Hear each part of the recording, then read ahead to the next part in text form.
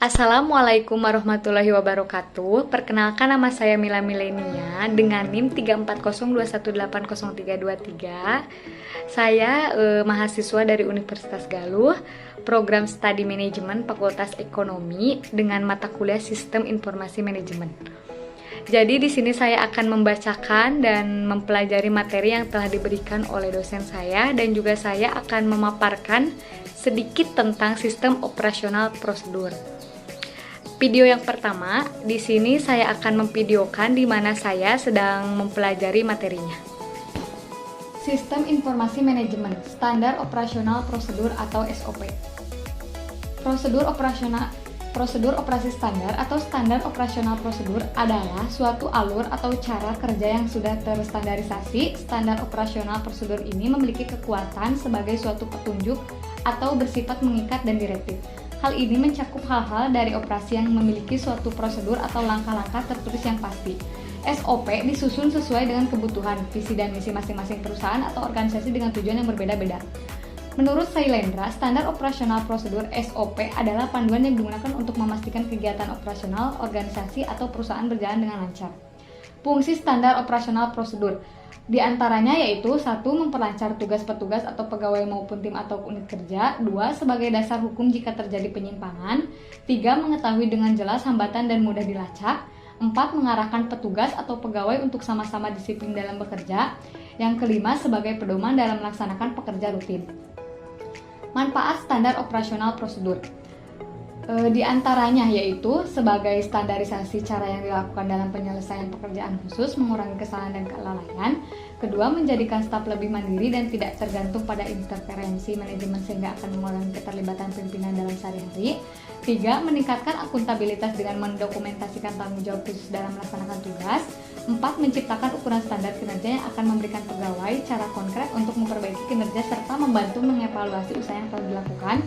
5. Menciptakan bahan training yang dapat membantu pegawai baru untuk cepat melakukan tugasnya.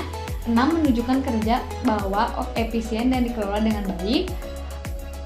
7. Menyediakan pedoman bagi setiap pegawai di unit pelayanan dalam melaksanakan pemberian pelayanan sehari-hari. 8. Menghindari tumpang tindih pelaksanaan tugas pemberian pelayanan. Dan yang terakhir, membantu penelusuran terhadap kesalahan prosedural dalam memberikan pelayanan, menjamin proses pelayanan tetap berjalan dalam berbagai. Untuk tugas saya selanjutnya dan untuk video yang kedua, di sini saya akan memaparkan tentang standar operasional prosedur yang berjudul tentang Bagan Alur Seminar Desain Operasional atau bisa disebut dengan DO. Di sini saya akan sedikit memaparkan tentang standar operasional prosedur. Dan di dalam bagan-bagan yang berisikan, yang pertama ada pelaksana, aktivitas, dan dokumen. Dalam pelaksana berisikan tentang yang pertama P3M, kedua penerima program penelitian atau pengabdian, yang ketiga ada P3M lagi, dan keempat penerima program penelitian atau pengabdian, yang kelima reviewer, dan yang terakhir penerima program. Adapun di dalam aktivitas berisikan yaitu yang pertama, langkah pertama membuat pemberitahuan tertulis dan melalui website tentang pengumpulan desain operasional dan jadwal seminar. Lalu menyusun desain operasional sesuai format standar dan menyerahkan 2 lampar desain operasional ke P3M. Lalu menugaskan 2 orang pembahas sesuai persyaratan dan mengkoordinasikan jadwal seminar. Terus mempresentasikan desain operasional dalam seminar terbuka dan memberikan masukan terhadap desain operasional yang diseminarkan, memberikan berita acara dan menandatanganinya. Dan yang terakhir, menyerahkan fotokopi berita acara desain operasional bersama daftar hadir seminar. Adapun isi dari dokumen yaitu yang pertama lembar pengesahan, kedua berkas desain operasional penelitian atau pengabdian, yang ketiga desain operasional SK pembahas surat undangan, yang keempat daftar hadir desain operasional berita acara pelaksanaan, yang kelima BA seminar, dan yang terakhir berita acara seminar desain operasional daftar hadir desain operasional yang telah direvisi.